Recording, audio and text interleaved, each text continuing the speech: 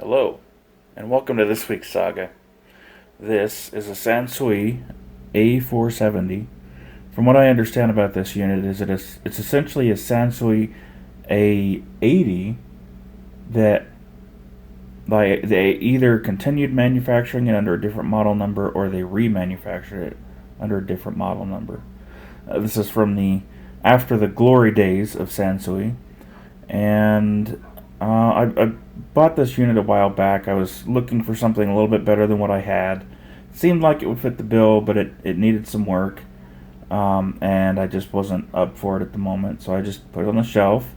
Now I've taken it off, and we're going to see what we can come up with today. Alright, and here we are wired up to a set of Mica CB3s. Mica? I don't know how you pronounce it. They're cheap Amazon speakers. I found them even cheaper. They're not wonder speakers. But if they die, they die. And that's the whole point of a test speaker. So at any rate, here we go. Turning it on.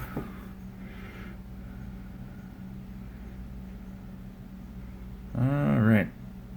So it didn't explode. Let's get an audio track started. Let's see how it looks.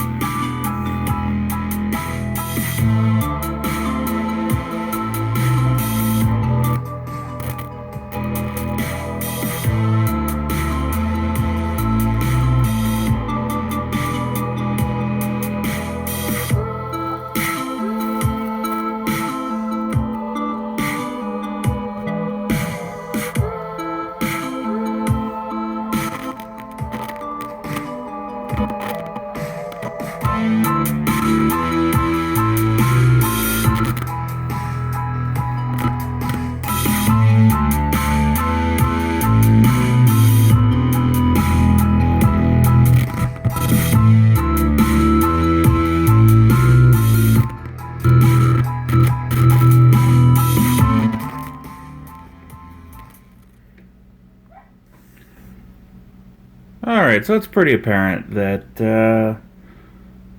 all the potentiometers, or pots as they're commonly referred to, need to be cleaned. Something's going on where the left channel is coming in stronger than the right channel. So I'm going to open it up and we're going to start cleaning everything. And one other thing I forgot to mention is that in checking these old amplifiers, I always like to check the bias voltage. Basically, this is the voltage being applied at the speaker terminals with the speaker switch enabled. This is essentially the idle current of the amplifier, or what it's putting out at idle. If this is too high or too low, if it goes into the negative, it's very possible to damage speakers. So this particular one is about, it's fluctuating between 12 and 14 millivolts, and that's fine. I mean, maybe not the target if you're trying to dial in an amplifier, but it's not disastrous by any means. It's probably one of the better numbers. So this is the left channel that's doing this, and this is over at the right channel. So it looks like we may be in good shape at the moment. And this is just a quick scan just with the top panel off.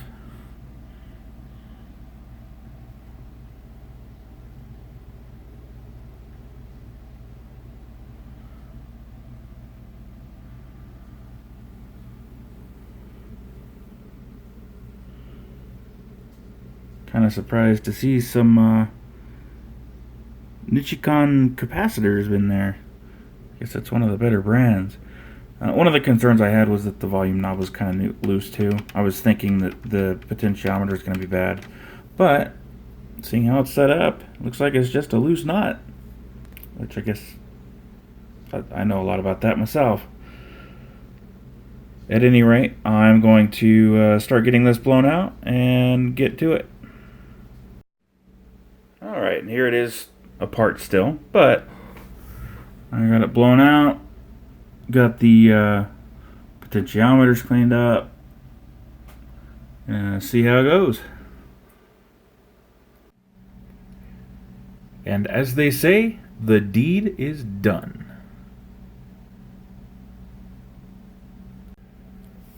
Alright, we're going to take it for a bit of a rip again. A bit more this time than last time.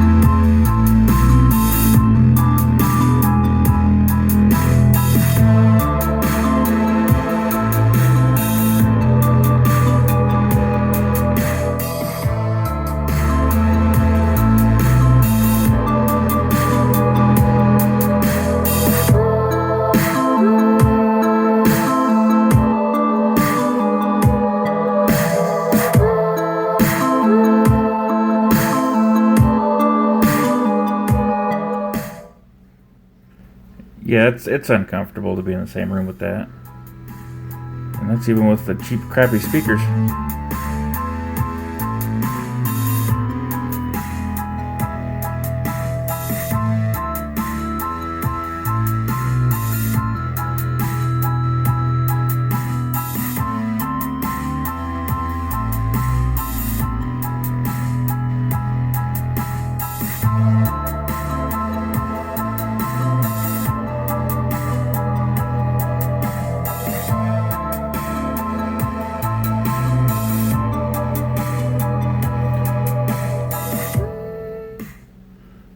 Well, that's that.